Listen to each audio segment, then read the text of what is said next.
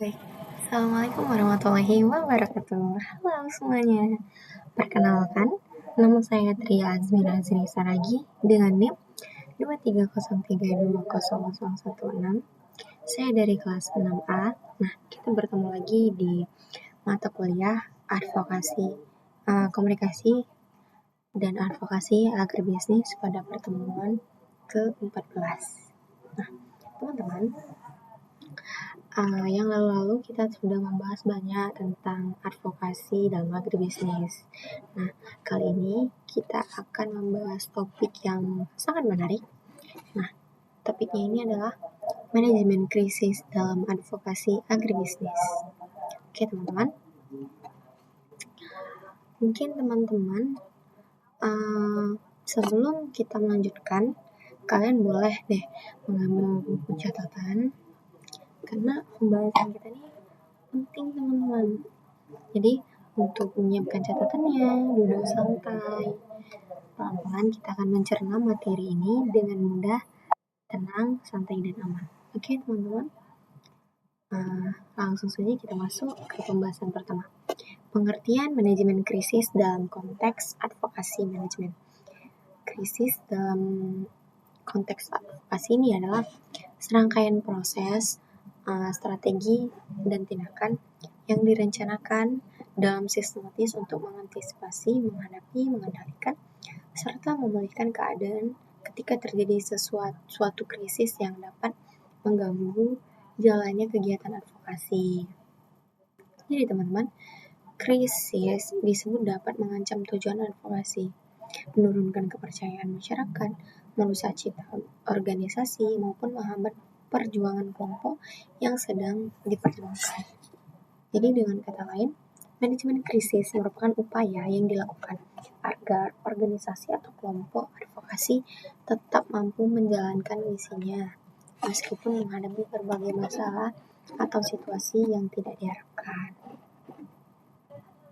Jadi teman-teman, melalui manajemen krisis yang baik, organisasi dapat mengurangi dampak negatif, menjaga reputasi, serta mempertahankan dukungan masyarakat, pemerintah, media, maupun pihak-pihak yang berkepentingan. Jadi, tujuan utama dari manajemen krisis bukan hanya menyelesaikan masalah yang sedang terjadi, tetapi juga mempersiapkan organisasi agar lebih siap menghadapi krisis di masa depan. Bahkan dalam beberapa kondisi, krisis dapat dijadikan sebagai kesempatan untuk memperbaiki sistem kerja, meningkatkan transparansi, memperkuat kepercayaan publik, dan memperluas dukungan terhadap isu yang sedang diperjuangkan.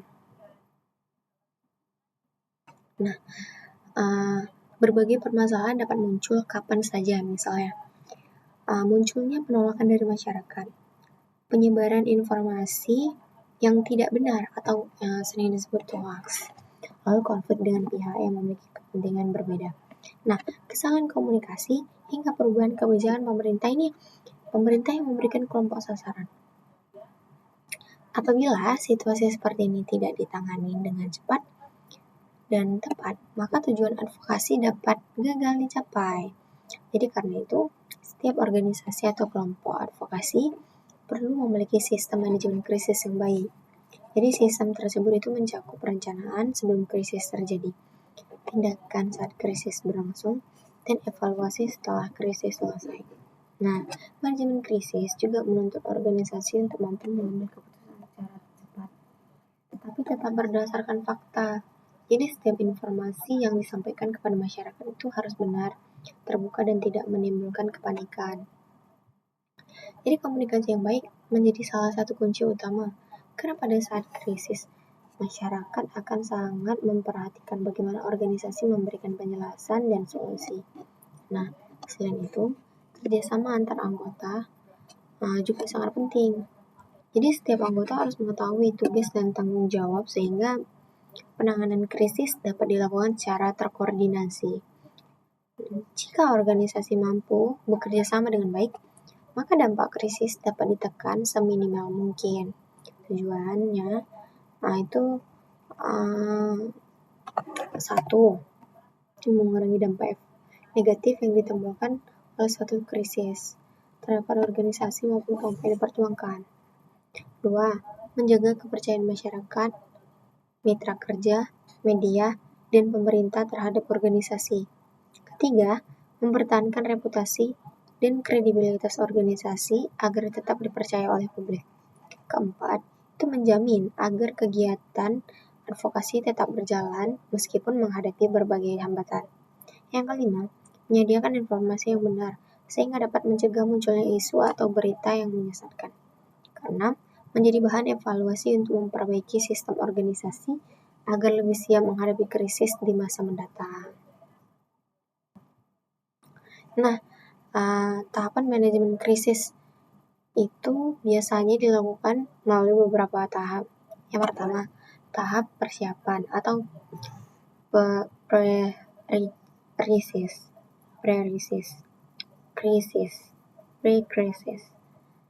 Itu tahapan ini nih dilakukan sebelum krisis terjadi. Jadi, organisasi mengidentifikasi berbagai risiko yang muncul, lalu menyusun rencana penanganan krisis, membentuk tim khusus, serta melatih anggota agar siap menghadapi keadaan darurat. Contohnya, organisasi advokasi. Petani telah memiliki prosedur jika suatu saat muncul pemberitaan negatif mengenai program yang mereka jalankan. Kedua, tahapan penanganan krisis atau krisis respon. Tahapan ini dilakukan ketika krisis sedang berlangsung. Lalu, organisasi harus segera mengumpulkan informasi yang akurat, menentukan langkah penyelesaian, memberikan penjelasan kepada publik, serta komunikasi dengan semua pihak yang berkepentingan. Jadi pada tahap ini, kecepatan dan ketepatan informasi itu sangat penting. Jadi organisasi tidak boleh memberikan informasi yang belum jelas kebenarannya. Lalu yang ketiga, tahap pemulihan atau post-krisis. Jadi setelah krisis berhasil diatasi, organisasi melakukan evaluasi terhadap penyebaran krisis. Jadi efektivitas penanganan, serta menyusun langkah-langkah perbaikan agar kejadian serupa tidak terulang kembali. Hasil evaluasi biasanya digunakan untuk memperbaiki kebijakan internal, meningkatkan kemampuan anggota, serta memperkuat hubungan dengan masyarakat. Jadi contohnya gini, contoh manajemen krisis dalam advokasi. Yang pertama, advokasi petani kelapa sawit. Sebuah organisasi itu melakukan advokasi agar harga tandan buah segar atau TBS kelapa sawit dinaikkan karena harga yang diterima petani sangat rendah.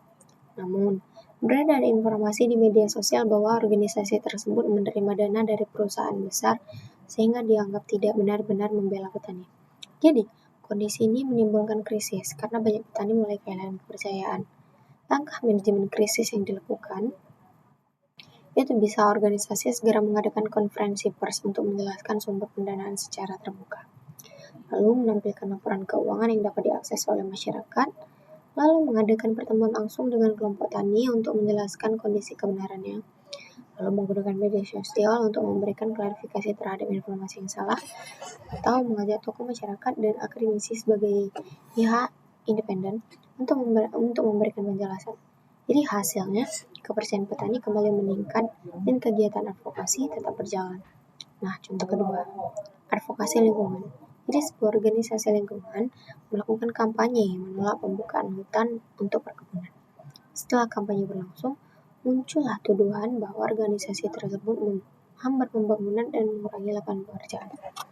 Nah, organisasi kemudian melakukan manajemen krisis dengan menjelaskan tujuan advokasi secara terbuka melalui media massa, menggunakan data ilmiah mengenai dampak kerusakan lingkungan, mengadakan diskusi bersama pemerintah, masyarakat, dan perusahaan, menawarkan solusi pembangunan yang tetap berpihak mendapatkan kelestarian lingkungan. Melalui komunikasi yang baik, masyarakat mulai memahami bahwa advokasi tersebut bukan untuk menghambat pembangunan, melainkan mencari solusi yang berkelanjutan. Contoh ketiga, itu advokasi pendidikan. Sebelum lembaga advokasi memperjuangkan peningkatan kualitas pendidikan di daerah terpencil. Namun, salah satu anggota organisasi menyampaikan pernyataan yang dianggap menyinggung masyarakat sehingga memicu kritik. Jadi untuk mengatasi krisis tersebut, organisasi menyampaikan permintaan maaf secara resmi, lalu menjelaskan bahwa pernyataan tersebut merupakan pendapat pribadi, bukan sikap organisasi. Lalu melakukan dialog dengan masyarakat, memberikan pelatihan komunikasi kepada seluruh anggota agar lebih berhati-hati dalam menyampaikan pendapat. Jadi melalui langkah ini, hubungan organisasi dengan masyarakat itu dapat dipulihkan. Nah, pentingnya manajemen krisis dalam advokasi. Manajemen krisis itu memiliki peran yang sangat penting, karena kegiatan advokasi seringkali berkaitan dengan kepentingan masyarakat, pemerintah, maupun sektor swasta yang memiliki pandangan berbeda. Perbedaan kepentingan tersebut dapat memicu konflik atau krisis waktu-waktu. Apabila organisasi tidak mampu mengelola krisis, maka tujuan advokasi dapat gagal dicapai. Reputasi organisasi akan menurun dan dukungan masyarakat bisa hilang. Dan sebaliknya, organisasi yang mampu mengelola krisis dengan baik akan lebih dipercaya, lebih profesional, dan memiliki peluang lebih besar untuk mencapai tujuan advokasi. Dengan demikian, manajemen krisis merupakan bagian yang tidak dapat dipisahkan dari kegiatan advokasi. Jadi melalui perencanaan yang matang, komunikasi yang efektif, koordinasi yang baik, dan evaluasi yang berkelanjutan, organisasi dapat menghadapi berbagai tantangan secara lebih siap. Bahkan krisis yang awalnya dianggap sebagai ancaman dapat menjadi memperkuat keberhasilan advokasi di masa yang akan datang.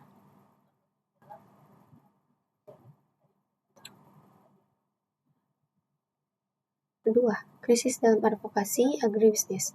Berita hoax harga pangan misalnya.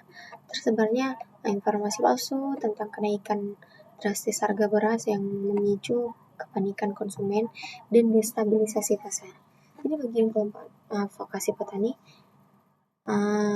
ini bisa menjadi krisis karena dapat memicu kebijakan kontrol harga yang merugikan petani atau menyudutkan petani sebagai penyebab kenaikan harga. Kebijakan dadakan larangan ekspor atau impor. Pemerintah secara tiba-tiba mengeluarkan kebijakan larangan ekspor komoditas tertentu, misalnya minyak goreng, batu bara, atau larangan impor produk pertanian. Ini bisa menjadi krisis besar bagi asosiasi pengusaha agribisnis atau eksportir, karena langsung mengancam keberlangsungan usaha dan rantai pasok.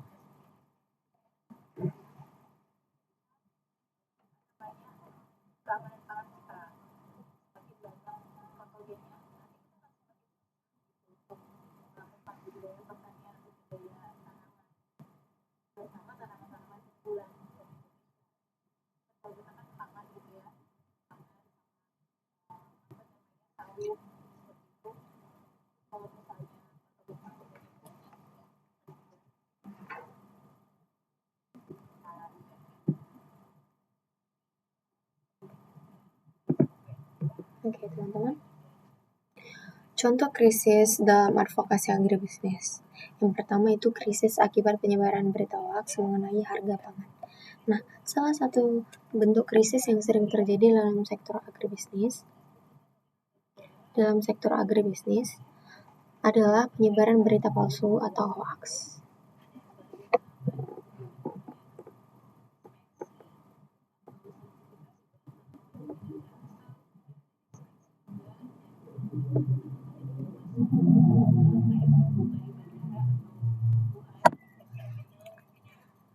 Jadi hoax ini merupakan informasi yang tidak benar atau belum terverifikasi, tapi disebar secara luas, sehingga dianggaplah sebagai fakta oleh masyarakat. Dalam konteks agribisnis, informasi yang salah mengenai kenaikan atau kelangkaan bahan pangan dapat menimbulkan kepanikan, mengganggu stabilitas pasar, serta mempengaruhi kebijakan pemerintah. Jadi, sebagai contoh,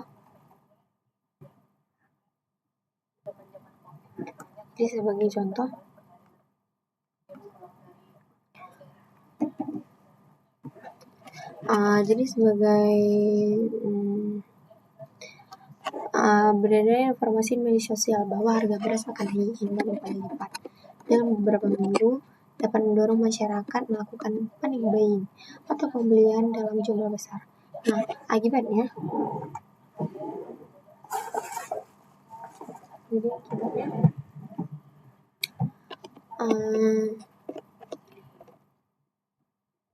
stok beras di pasar menjadi cepat habis, meskipun sebenarnya pasokan masih mencukupi. Jadi, kondisi tersebut itu menyebabkan harga benar-benar meningkat karena tingginya permintaan, bukan karena produksi yang berkurang. Nah, fenomena inilah yang menunjukkan bahwa informasi yang salah dapat menciptakan krisis yang nyata di pasar. Bagi kelompok advokasi petani, kondisi tersebut menjadi tantangan yang serius. Masyarakat dapat menganggap petani sebagai penyebab kenaikan harga. Padahal, harga yang diterima petani seringkali tidak mengalami peningkatan yang signifikan. Namun sebaliknya, kenaikan harga yang lebih banyak dipengaruhi oleh distribusi spekulasi pasar atau perilaku konsumen. Jadi apabila persepsi negatif masyarakat terus berkembang, pemerintah dapat mengambil kebijakan pengendalian harga yang justru merugikan petani, seperti menetapkan harga jual maksimum yang terlalu rendah.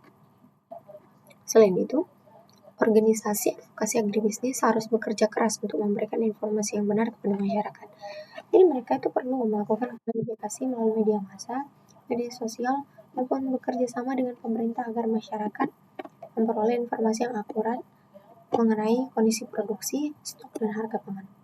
Jadi contoh kasus pada tahun 2023, 2022, 2023, berbagai informasi yang beredar di media sosial mengenai penyebab kelangkaan dan kenaikan harga beras itu menyebabkan masyarakat membeli beras dalam jumlah besar.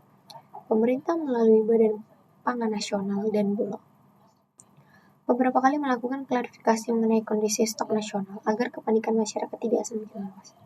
Nah, peristiwa tersebut itu menunjukkan bahwa informasi yang tidak benar dapat mempengaruhi stabilitas harga pangan nasional.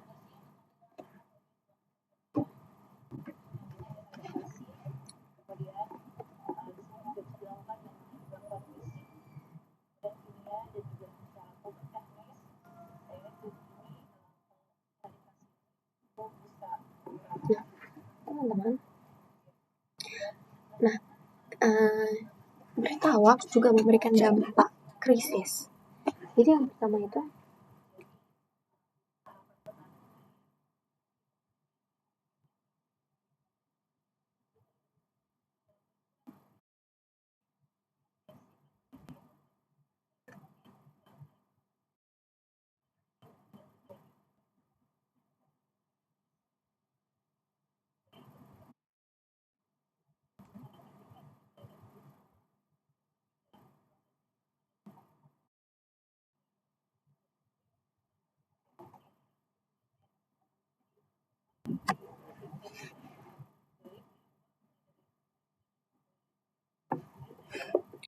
yang pertama menimbulkan kepanikan masyarakat, yang kedua mendorong praktik panic buying,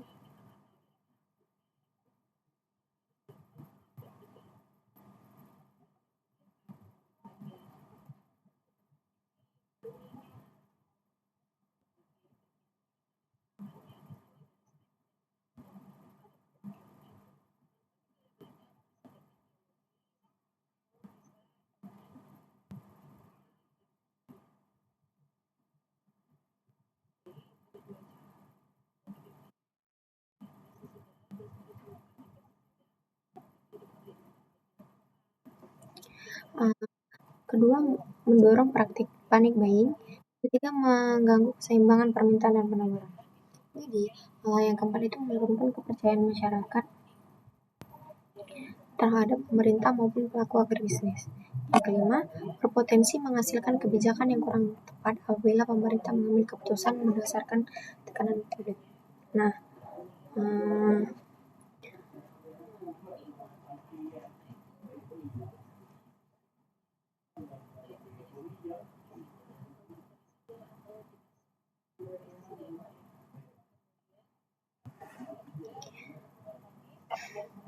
kelompok advokasi agribisnis dapat melakukan beberapa langkah, antara lain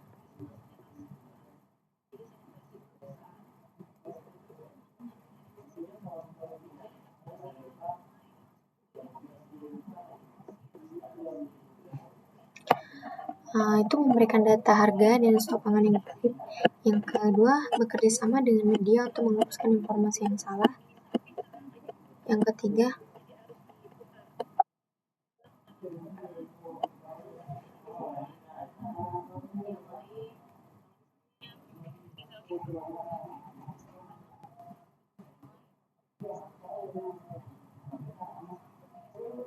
mengedukasi masyarakat dengan kondisi produksi.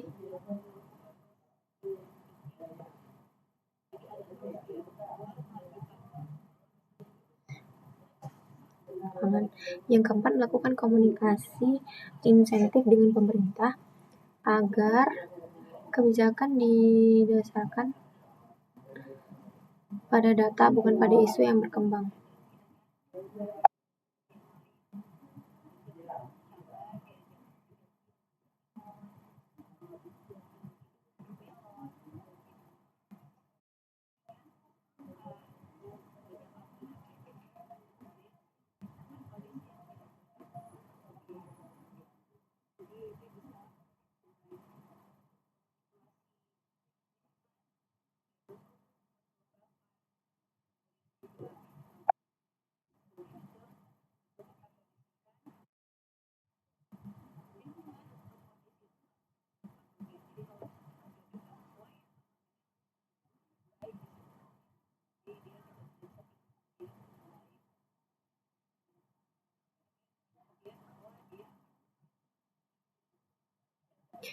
Nah, menurut Akerlof, Georgia, dan Siller C. 2020, penyebaran narasi atau informasi yang salah dapat mempengaruhi perilaku ekonomi masyarakat secara luar atau naratif ekonomi. Dalam sektor pangan, perubahan perilaku masyarakat akibat informasi yang keliru dapat berdampak langsung kepada pembentukan harga pasar. Jadi, kita lanjut ke pembahasan kedua, yaitu krisis akibat kebijakan mendadak, larangan ekspor atau impor. Nah, krisis lain yang sering terjadi dalam sektor agribisnis adalah perubahan kebijakan pemerintah secara tiba-tiba, terutama terkait larangan ekspor maupun impor suatu komoditas. Jadi, kebijakan seperti ini biasanya diambil pemerintah untuk menjaga ketersediaan pangan dalam negeri, mengendalikan inflasi, atau mengatasi kelangkaan barang. Namun, apabila kebijakan tersebut diterapkan tanpa persiapan yang memadai, dampaknya dapat sangat besar bagi pelaku usaha agribisnis. Nah, larangan ekspor itu menyebabkan perusahaan eksportir kehilangan pasar internasional yang telah dibangun selama bertahun-tahun. Produk yang seharusnya dikirim ke luar negeri menjadi menumpuk di gudang, sehingga biaya penyimpanan meningkat. Lalu selain itu, perusahaan harus tetap membayar tenaga kerja, biaya operasional, dan cicilan investasi meskipun pendapatan menurun. Dan di sisi lain, apabila pemerintah menetapkan larangan impor bahan baku pertanian secara mendadak, industri pengolahan dapat mengalami kekurangan pasokan, sehingga produksi menurun. Akibatnya, harga produk olahan meningkat dan masyarakat harus membeli dengan harga yang lebih mahal. Bagi organisasi advokasi agribisnis, kondisi tersebut merupakan bentuk krisis karena harus memperjuangkan kepentingan petani, eksportir, impor maupun pelaku industri agar kebijakan yang diterapkan tidak menimbulkan kerugian yang lebih besar.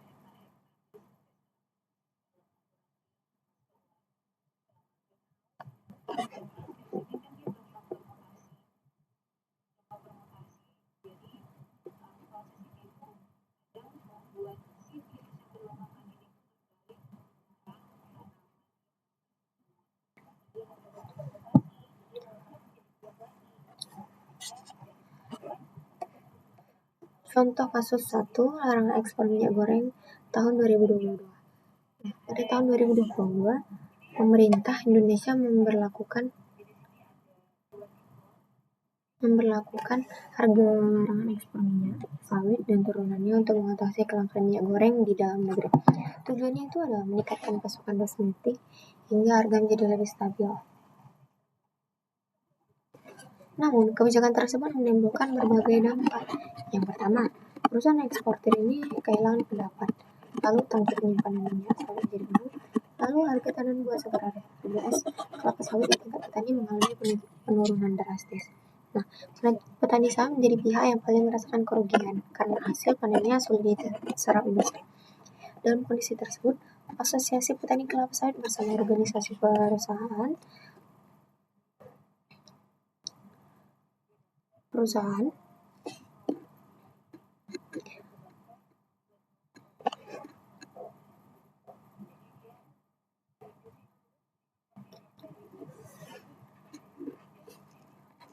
Nah, konsep yang sama dapat terjadi pada komoditas pertanian seperti kopi, kakao, kelapa sawit, jagung, maupun beras apabila kebijakan serupa diterapkan tanpa persiapan. Dampak krisis kebijakan mendadak. Pertama, ketidakpastian usaha. Yang kedua, penurunan pendapat petani dan eksportir. Yang ketiga, gangguan rantai pasok. Yang keempat, menurunnya kepercayaan pembeli luar negeri. Potensi pemutusan hubungan kerja. Yang keenam, penurunan investasi di sektor agribisnis. Lalu yang ketujuh, kerugian akibat penumpukan stok. Nah, peran advokasi agribisnis. Dalam menghadapi krisis tersebut, organisasi advokasi memiliki beberapa peran penting. Yang pertama, menyampaikan aspirasi petani dan pelaku usaha kepada pemerintah.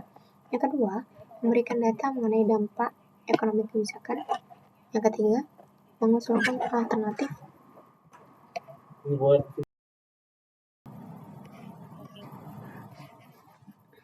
Tiga, contoh krisis advokasi agribisnis. Nah, pencemaran nama baik komoditas. Jadi sebuah produk pertanian tertentu, misalnya kita sebut kelapa sawit, produk pertanian multikultural, dituduh memiliki dampak negatif serius terhadap lingkungan atau kesehatan yang tanpa bukti ilmiah yang kuat, yang disebarluaskan oleh media atau kelompok tertentu. Ini menjadi krisis bagi asosiasi produsen komoditas tersebut. Kegagalan program pertanian skala besar, sebuah program pemerintah misalnya food estate yang diadvokasikan atau dikritik oleh organisasi, ternyata mengalami kegagalan yang besar yang menyebabkan kerugian ekonomi dan lingkungan. Jadi, ini dapat menjadi krisis kepercayaan bagi pihak yang mengadvokasikan atau mengkritik program tersebut, tergantung pada posisi mereka. Yang ketiga, krisis akibat pencemaran nama baik komoditas. Nah, pencemaran nama baik komoditas merupakan salah satu bentuk krisis dalam advokasi agribisnis yang terjadi ketika suatu komoditas pertanian dituduh memiliki dampak negatif terhadap lingkungan, kesehatan, atau aspek sosial terhadap dukungan oleh bukti ilmiah yang kuat. Jadi informasi tersebut dapat menyebar melalui media massa, media sosial, maupun kampanye yang dilakukan oleh kelompok tertentu. Nah, penyebaran informasi yang tidak akurat dapat membentuk opini publik yang negatif sehingga menurunkan kepercayaan masyarakat terhadap komoditas tersebut. Jadi dalam sektor agribisnis, reputasi merupakan suatu komoditas yang berpengaruh terhadap keberlangsungan usaha petani, pelaku industri, dan kegiatan ekspor. Oleh karena itu, ketika suatu komoditas mengalami pencemaran nama baik, organisasi advokasi memiliki tanggung jawab untuk memberikan klarifikasi berdasarkan hasil penelitian ilmiah dan data yang valid, agar masyarakat memperoleh informasi yang benar. Contoh kasus yang sering terjadi adalah kampanye negatif terhadap minyak kelapa sawit di Indonesia. Indonesia itu merupakan salah satu produsen minyak sawit terbesar di dunia. Namun, komoditas ini sering dikaitkan dengan isu deforestasi, kerusakan lingkungan, kebakaran hutan, hilangnya habitat satwa liar, dan perubahan iklim. Jadi kampanye tersebut banyak disebabkan melalui media internasional sehingga sebagian masyarakat dunia menganggap seluruh produksi minyak sawit Indonesia tidak ramah lingkungan. Padahal, tidak semua perkebunan sawit dikelola dengan cara yang merusak lingkungan. Banyak perusahaan petani telah menerapkan praktik budidaya berkelanjutan melalui sertifikasi Indonesian Sustainable Palm Oil atau ISPO maupun Roundtable on Sustainable Palm Oil atau RSPO. Akibat kampanye tersebut beberapa negara mulai mengurangi penggunaan minyak sawit sebagai bahan baku industri dan menerapkan berbagai pembatasan terhadap produk sawit Indonesia. Jadi dampaknya pemerintah ekspor menurun sehingga harga tanaman buah segar atau TPS di tingkat petani ikut mengalami penurunan. Penurunan harga tersebut itu menyebabkan pendapatan petani berkurang dan memengaruhi kesejahteraan mereka. Selain itu, citra produk pertanian Indonesia di pasar internasional juga menjadi kurang baik sehingga daya saing komoditas juga ikut menurun. Nah, krisis pencemaran nama baik komoditas dapat menimbulkan berbagai dampak. Pertama, kepercayaan konsumen menurun karena masyarakat merasa ragu terhadap keamanan atau kualitas produk yang ditawarkan. Kedua, permintaan pasar menurun, baik dalam negeri maupun luar negeri, sehingga volume penjualan ikut berkurang. Ketiga, harga komoditas di tingkat petani mengalami penurunan akibat berkurangnya permintaan dari pasar. Yang keempat, pendapatan petani dan pelaku usaha agribisnis menurun, sehingga kegiatan produksi menjadi terganggu. Kelima, hubungan perdagangan internasional dapat terhambat karena negara tujuan ekspor menerapkan berbagai persyaratan tambahan atau bahkan pembatasan impor. Keenam, citra pertanian Indonesia menjadi kurang baik di mata konsumen global. Ketujuh, pemerintah dapat mendorong mengambil kebijakan yang kurang tepat akibat keputusan lebih dipengaruhi oleh tekanan opini publik daripada bukti ilmiah. Jadi dalam menghadapi kondisi tersebut, organisasi advokasi agribisnis memiliki peran yang sangat penting. Organisasi advokasi harus menyampaikan informasi berdasarkan data ilmiah dan hasil penelitian agar masyarakat memperoleh informasi yang akurat. Selain itu, organisasi juga perlu bekerja sama dengan perguruan tinggi, lembaga penelitian, dan pemerintah untuk menghasilkan kajian yang objektif mengenai komoditas yang dipermasalahkan. Edukasi kepada masyarakat melalui media massa maupun media sosial juga perlu dilakukan agar informasi yang benar dapat mengimbangi penyebaran hoax atau kampanye negatif. Di samping itu, organisasi advokasi dapat memperkuat promosi mengenai kualitas produk pertanian Indonesia serta penerapan sistem pertanian berkelanjutan agar kepercayaan konsumen dapat kembali meningkat. Lalu yang keempat, itu krisis akibat kegagalan program pertanian skala besar. Nah, kegagalan program pertanian skala besar juga merupakan salah satu bentuk krisis dalam advokasi agribisnis. Program pertanian berskala besar biasanya dirancang oleh pemerintah untuk meningkatkan produksi pangan nasional, memperkuat ketahanan pangan, membuka lapangan kerja, dan meningkatkan kesejahteraan petani. Namun, apabila program tersebut tidak direncanakan dan dilaksanakan secara matang, berbagai permasalahan dapat muncul sehingga menyebabkan kerugian ekonomi, sosial, maupun lingkungan. Nah, kondisi tersebut itu dapat menimbulkan krisis kepercayaan terhadap pemerintah maupun organisasi yang sebelumnya mendukung program tersebut. Sebaliknya, organisasi yang sejak awal memberikan kritik terhadap program juga harus mampu memberikan solusi yang konstruktif agar permasalahan dapat diselesaikan. Contoh kasus yang banyak diperbincangkan adalah program food estate yang dikembangkan pemerintah sebagai upaya meningkatkan produksi pangan nasional. Salah satu pelaksanaannya berada di Kalimantan Tengah dengan memanfaatkan lahan dalam skala luas untuk budidaya tanaman pangan. Akan tetapi, dalam pelaksanaannya ditemukan berbagai kendala seperti kondisi lahan yang kurang sesuai untuk budidaya padi, terbatasnya sistem irigasi, rendahnya produktivitas tanaman, serta tingginya biaya pengelolaan lahan. Di beberapa lokasi, pembukaan lahan juga menimbulkan kekhawatiran terhadap kerusakan lingkungan dan hilangnya keanekaragaman hayati. Akibatnya, berbagai kendala tersebut, hasil panen di sejumlah lokasi belum mampu mencapai target yang telah ditetapkan. Sebagian petani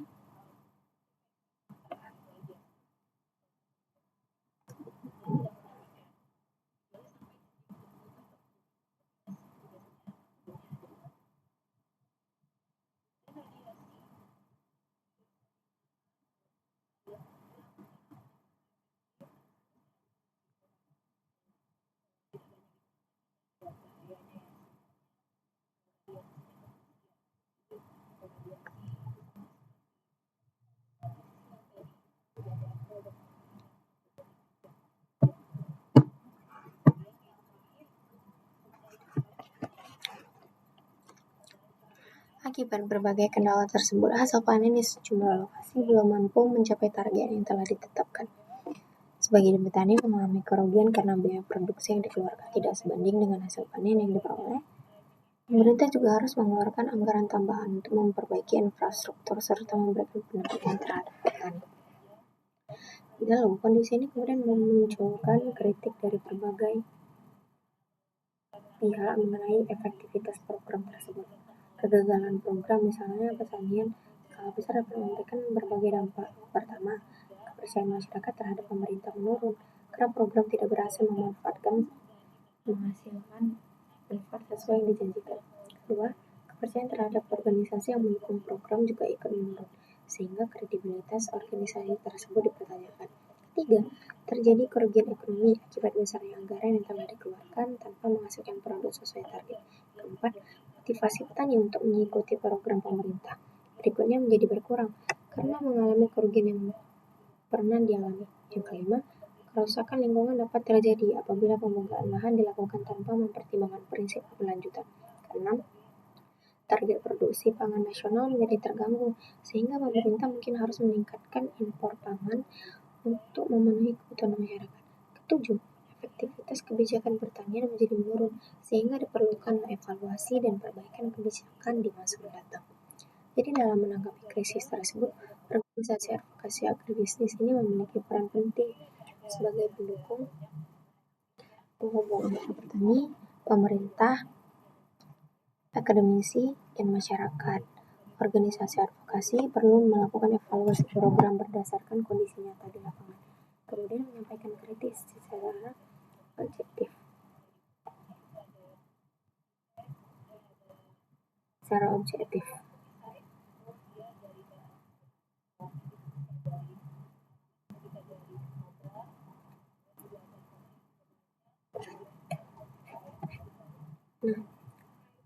Krisis dalam advokasi agribisnis serta persoalan terhadap tokoh advokat. Jadi, salah satu krisis yang sering terjadi itu adalah serangan personal terhadap tokoh advokat. Nah, serangan personal itu merupakan tindakan yang ditujukan kepada individu yang menjadi pemimpin atau juru bicara dalam suatu gerakan advokasi, bukan menyerang gagasan atau program yang diperjuangkan.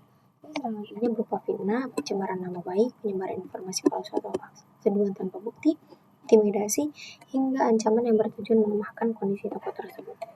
Jadi dalam advokasi agribisnis, tokoh advokasi biasa berasal dari organisasi petani, akademisi, penyuluhan pertanian, aktivis lingkungan, atau pelaku usaha pertanian.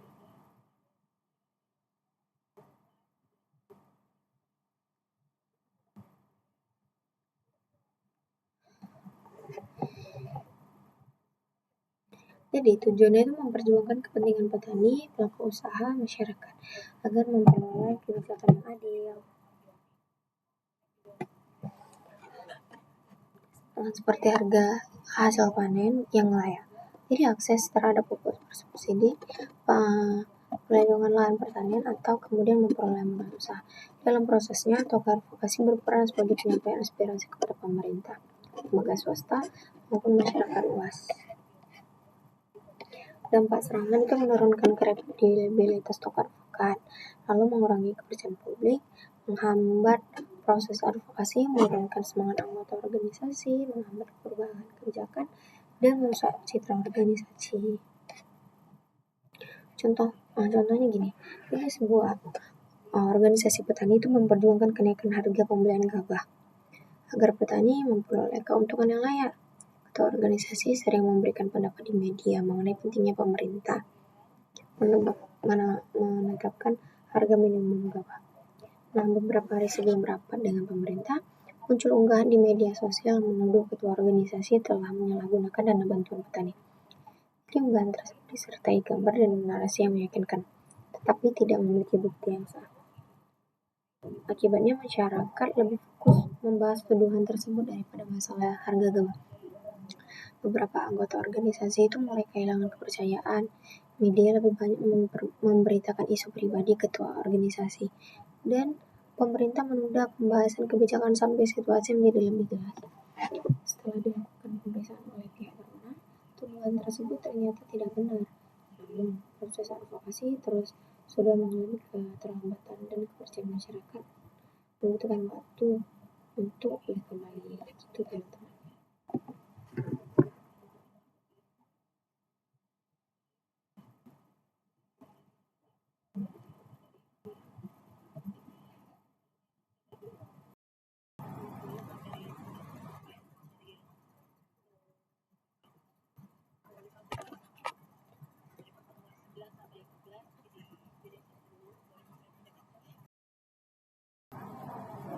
Lalu di sini ada cara mengatasi krisis.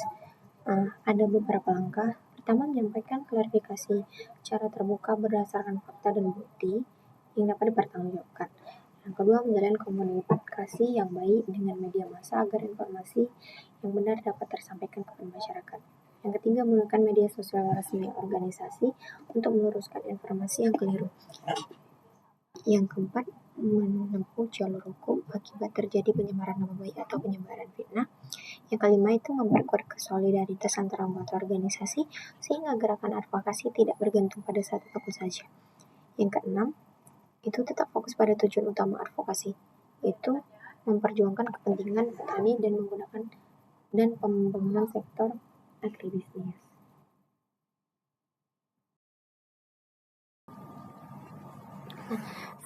Serangan personal terhadap tokoh advokasi merupakan salah satu krisis yang dapat menghambat keberhasilan advokasi agribisnis. Jadi serangan ini tidak hanya merusak reputasi individu, tetapi juga mengurangi kepercayaan masyarakat, melemahkan organisasi, dan menghambat proses pengubahan kebijakan. Oleh karena itu, organisasi dan advokasi perlu strategi komunikasi yang baik, mampu memberikan klarifikasi berdasarkan fakta, serta menjaga solidaritas agar tujuan advokasi tetap mencapai meskipun menghadapi berbagai bentuk serangan.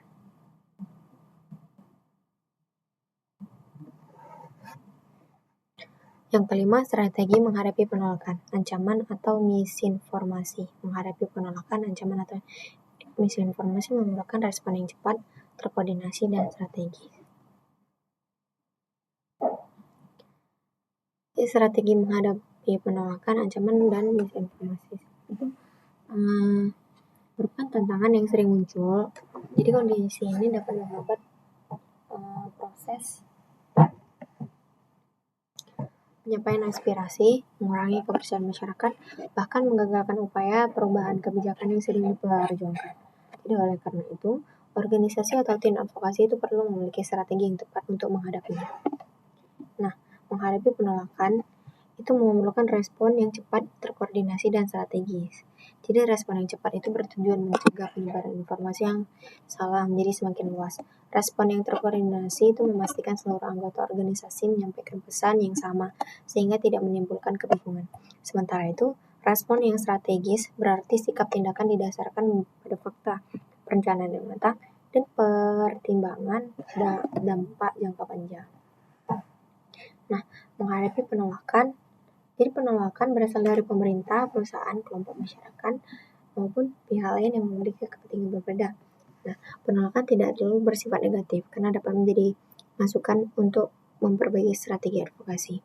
Jadi cara menghadapinya itu dengan mendengarkan alasan penolakan secara terbuka, menjelaskan tujuan advokasi dengan data dan fakta yang akurat, melakukan dialog atau diskusi dengan pihak yang menolak, mencari solusi yang menguntungkan semua pihak atau win-win solution, lalu menghindari konflik yang dapat memperburuk hubungan. Contohnya gini, sebuah organisasi petani itu mengusulkan penambahan kuota pupuk bersubsidi dengan pemerintah daerah. Lalu pemerintah daerah menolak usulan tersebut karena keterbatasan anggaran. Nah, organisasi kemudian mengumpulkan data mengenai kebutuhan pupuk di lapangan, jadi produktivitas pertanian dan dampak kekurangan pupuk terhadap hasil panen. Dan data tersebut digunakan sebagai dasar diskusi lanjutan, sehingga pemerintah bersedia mengevaluasi kembali kebijakan yang ada. Lalu yang kedua itu menghadapi ancaman. Nah, ancaman dapat berupa intimidasi, tekanan, teror, maupun tindakan yang bertujuan menghentikan kegiatan advokasi. Jadi ancaman dapat ditunjukkan kepada individu maupun organisasi. Strategi yang dapat dilakukan itu meliputi mendokumentasikan setiap bentuk ancaman sebagai bukti, melaporkan ancaman kepada pihak yang berwenang apabila mengandung unsur pidana.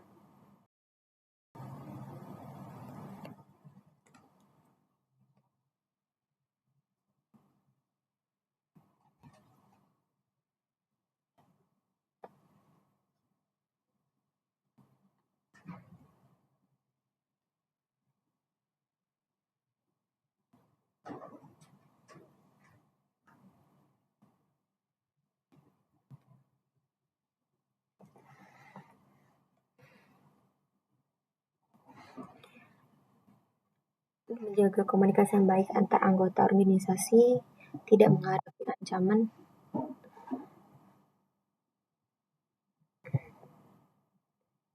sendiri, tetapi melibatkan organisasi dan jaringan pendukung. lalu memperkuat kerjasama dengan media, akademisi, organisasi masyarakat sipil, dan lembaga hukum. Gitu. Lalu contohnya gini, kayak ketua kelompok tani menerima pesan berisi ancaman agar menghentikan advokasi mengenai dugaan penyimpanan distribusi pupuk bersubsidi. Nah, organisasi kemudian menyimpan bukti ancaman, melaporkannya kepada aparat penegak hukum, serta mengeluarkan pernyataan resmi bahwa kegiatan advokasi akan tetap berjalan sesuai prosedur hukum. Nah, dukungan dari organisasi lain dan media itu membantu memberikan perlindungan moral sehingga ancaman tidak menghentikan perjuangan mereka.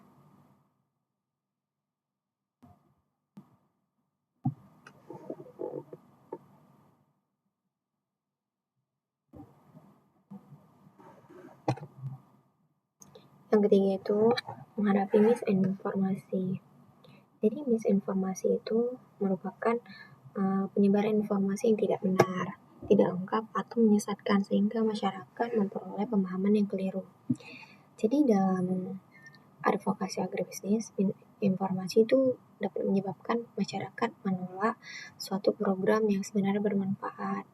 Nah, strategi mengatasinya itu kayak melakukan klarifikasi sesegera mungkin, menyampaikan informasi berdasarkan data, lalu memanfaatkan media sosial, konversi pers, atau situs resmi organisasi untuk menyampaikan informasi yang benar.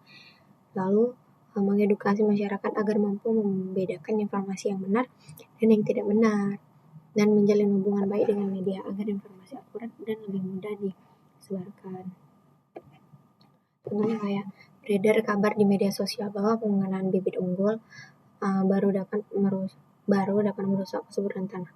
Jadi informasi tersebut kan membuat banyak petani ragu untuk menggunakannya. Nah, tim advokasi ini kemudian mengadakanlah penyuluhan, menghadirkan ahli pertanian, serta menunjukkan hasil penelitian yang membuktikan bahwa benih unggul aman digunakan jika disertai teknik budidaya yang tepat. Nah, setelah mendapatkan penjelasan, masyarakat mulai memahami fakta yang sebenarnya gitu. Nah, gini teman-teman. Jadi menghadapi penolakan, ancaman, dan misinformasi dalam advokasi agribisnis itu memerlukan kesiapan organisasi, komunikasi yang efektif, serta kerjasama dengan berbagai pihak. Respon yang cepat dapat mencegah krisis berkembang lebih besar. Koordinasi yang baik menjaga kesatuan organisasi, sedangkan strategi yang berbasis data dan fakta itu membantu mempertahankan kepercayaan masyarakat. Jadi dengan pendekatan tersebut, tujuan advokasi dapat tetap diperjuangkan secara efektif meskipun menghadapi berbagai tantangan. Jadi gini, pembentukan tim krisis. Jadi salah satu strategi penting itu membentuk tim krisis. Jadi tim krisis itu merupakan kelompok yang ditunjuk secara khusus untuk mengelola dan menangani berbagai situasi darurat seperti penolakan, ancaman, penyebaran informasi palsu atau misinformasi, konflik dengan pihak lain, maupun krisis yang dapat merusak citra organisasi. Jadi tim ini tuh bertugas memastikan bahwa setiap masalah ditangani secara cepat, tepat, dan terorganisasi, sehingga dampak negatif terhadap organisasi dan proses advokasi dapat diminimalkan. Pembentukan tim krisis juga membantu organisasi menghindari kebingungan dalam mengambil keputusan ketika menghadapi situasi mendesak. Jadi dalam kondisi krisis, keputusan seringkali diambil dalam waktu singkat apabila tidak ada tim yang bertanggung jawab. Setiap anggota organisasi mungkin memberikan pernyataan yang berbeda-beda sehingga menimbulkan kebingungan di masyarakat. Jadi karena itu, organisasi perlu memiliki tim inti yang memiliki kewenangan, otoritas untuk mengambil keputusan secara cepat dan mewakili organisasi dalam penyampaian informasi kepada publik.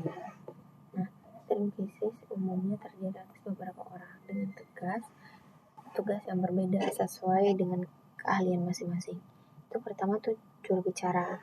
Jadi dia yang menyampaikan informasi resmi kepada masyarakat, media ataupun pihak-pihak lain. Nah, Tugasnya itu menjelaskan situasi yang sedang terjadi, memberikan klarifikasi gitu, menyampaikan perkembangan, lalu menjaga citra dan reputasi organisasi. Lalu ada ahli komunikasi. Jadi ahli komunikasi ini bertanggung jawab menyusun strategi komunikasi. Tugasnya itu menyusun pernyataan resmi organisasi, memantau pemberitaan media dan media sosial. Itu. Lalu ahli hukum, dan itu pun jika diperlukan. Tugas ahli hukum ya seperti biasa, kayak memberikan pendapat hukum, menilai apakah suatu tindakan melanggar hukum, menyiapkan langkah hukum apabila diperlukan, dan mendampingi organisasi dalam proses penyelesaian.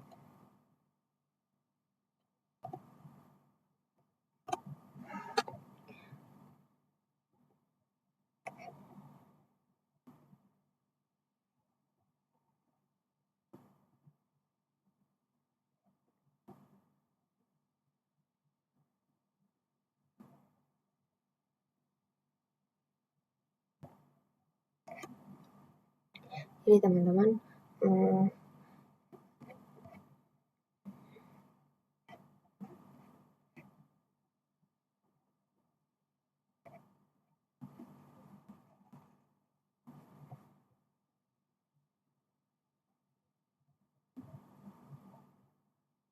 teknik membuat pernyataan resmi dan klarifikasi di media sosial.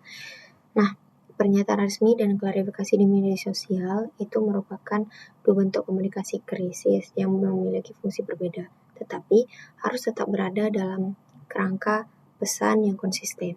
Nah, pernyataan resmi umumnya digunakan sebagai komunikasi formal organisasi kepada publik melalui saluran yang lebih struktural seperti konversi pers, situs resmi, atau rilis media. Sementara itu, klarifikasi di media sosial bersifat lebih cepat, ringkas, dan langsung merespon isu yang sedang berkembang di ruang digital. Meskipun berbeda dalam bentuk dan gaya, penyampaian keduanya itu harus mengandung substansi pesan yang sama agar tidak menimbulkan kebingungan masyarakat. Dalam penyusunan pernyataan resmi, organisasi harus mengutamakan struktur yang jelas, formal, dan dapat dipertanggungjawabkan. Jadi pernyataan ini biasanya mencakup penjelasan awal mengenai situasi yang terjadi, fakta-fakta yang telah diverifikasi, langkah-langkah yang sedang ada akan dilakukan, serta komitmen organisasi dalam menyelesaikan masalah. Bahasa yang digunakan harus netral, tidak emosional, tidak bersifat defensif. Jadi hal ini penting karena pernyataan resmi sering dijadikan rujukan utama oleh media massa dalam menyebarkan informasi kepada publik yang lebih luas. Sebagai contohnya, apabila sebuah perusahaan itu mengalami gangguan layanan besar, pernyataan resmi itu dapat berisi penjelasan bahwa telah terjadi gangguan sistem pada jam tertentu yang berdampak pada layanan pelanggan. Jadi tim teknis sedang melakukan pemulihan dan perusahaan akan memberikan pembaruan secara berkala. Jadi dalam pernyataan tersebut, organisasi tidak perlu meyakinkan pihak lain atau menggunakan bahasa yang menunjukkan kepanikan, melainkan tetap fokus pada fakta dan solusi. Gitu teman-teman.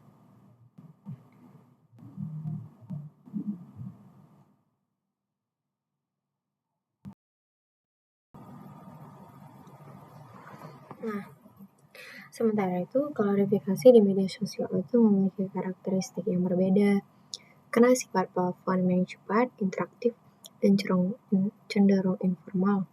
Jadi klarifikasi di media sosial harus disampaikan secara singkat, padat, dan langsung menjawab isu yang sedang beredar.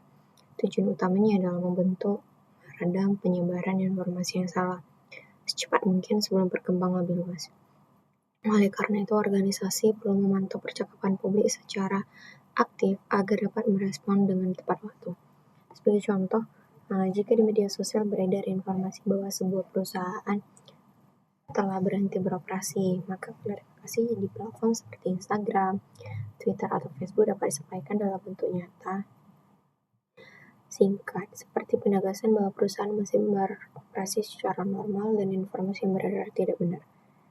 Dan klarifikasi tersebut dapat disertai dengan rujukan ke sumber resmi seperti situs web, perusahaan, atau pernyataan resmi lengkap agar publik mendapatkan informasi yang lebih detail. Meskipun pernyataan resmi dan klarifikasi di media sosial memiliki gaya penyampaian yang berbeda, keduanya harus tetap konsisten dalam isi peran. Konsisten ini sangat penting untuk menjaga kredibilitas organisasi di mata publik. Jika pernyataan resmi menyebutkan satu fakta tertentu, maka klarifikasi di media sosial tidak boleh bertentangan atau memberikan informasi yang berbeda. Ketidakkonsistenan informasi dapat menimbulkan kebingungan dan memperburuk persepsi publik, dan membuka ruang bagi spekulasi serta misinformasi yang lebih luas.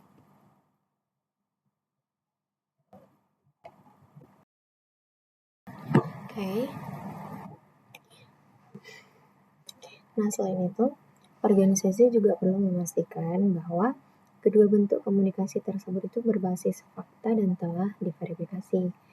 Dalam situasi krisis, tekanan untuk merespon dengan cepat seringkali tinggi, tetapi kecepatan itu tidak boleh mengorbankan akurasi.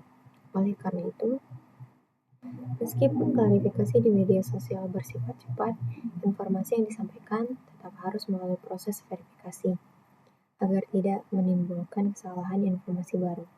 Contoh lain dapat dilihat dari kasus ini, itu keamanan produk.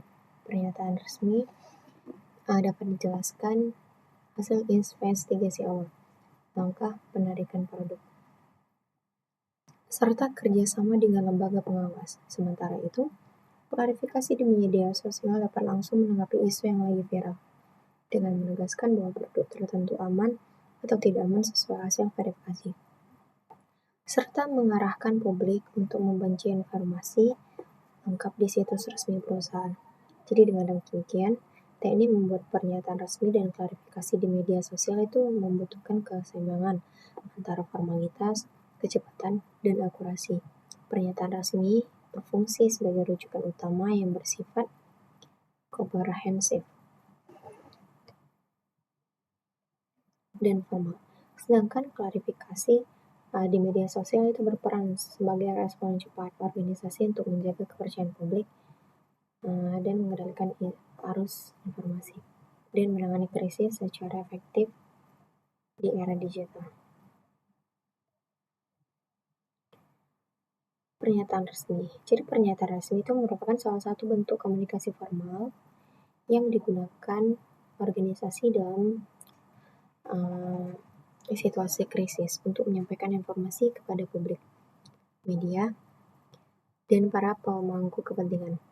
Penyusunan pernyataan resmi harus dilakukan dengan sangat hati-hati karena dokumen ini sering menjadi rujukan utama dalam pemberitaan media dan persepsi publik. Oleh karena itu, isi pernyataan harus disusun secara sistematis, jelas, dan dapat dipertanggungjawabkan. Salah satu prinsip utama dalam penyusunan pernyataan resmi adalah kejelasan dan keringkasan. Jadi informasi yang disampaikan itu harus langsung mengarah pada pokok permasalahan tanpa bertele-tele. Nah, selain jelas dan ringkas, pernyataan resmi harus bersifat faktual dan akurat.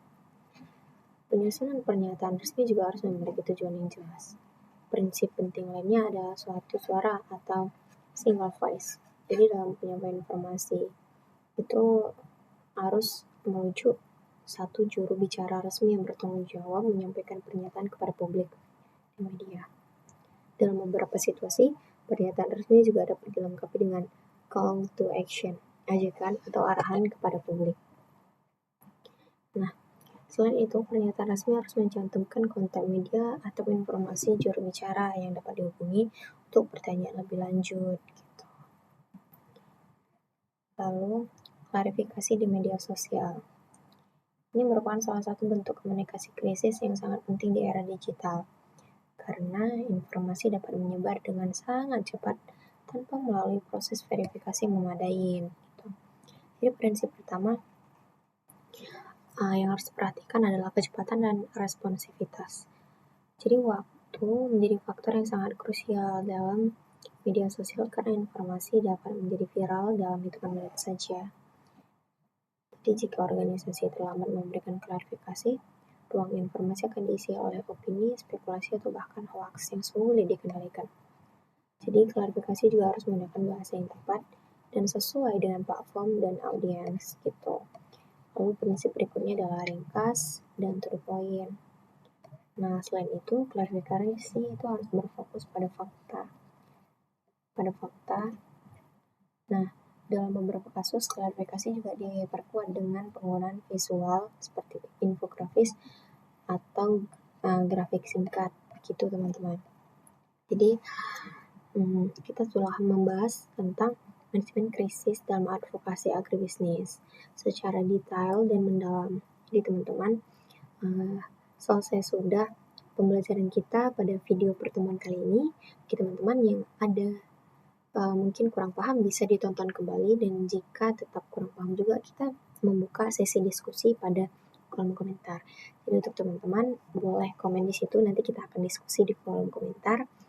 Oke, see you. Sampai bertemu lagi dengan saya, Tria Azmina Azri Saragi, dengan NIM 2303200016 pada sesi pertemuan video selanjutnya.